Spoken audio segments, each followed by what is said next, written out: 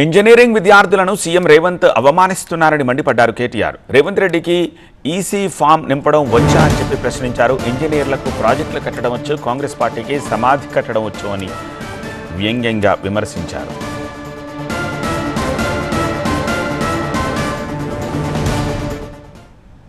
ఆయనకంట కాగితం తెల్ల కాగితం మీద అంట పిల్లలకి రాయడం రాదంట. నేను అడుగుతున్నా రేవంత్ రెడ్డి గారు, నువ్వు నింపగలుగుతావా నీ ఎలక్షన్ ఫారం అఫిడవిట్? నేను ఏ ఛాలెంజ్ కంటే ఆ ఛాలెంజ్కి నేను రెడీ. నీ ఎలక్షన్ అఫిడవిట్ నింపరా అయ్యా, నువ్వు చూస్తా, నీకేం చదవచ్చో ఏమొచ్చో నేను కూడా చూస్తా. పెద్ద మాటలు మాట్లాడుతున్నాడు.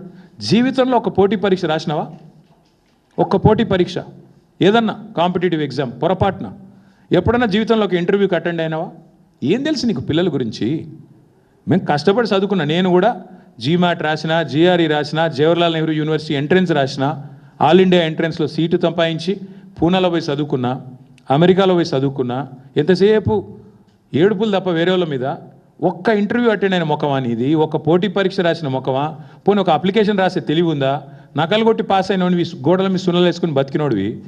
నీకే ఇంత ఉంటే మరి పిల్లలకి ఎంత ఉండాలా?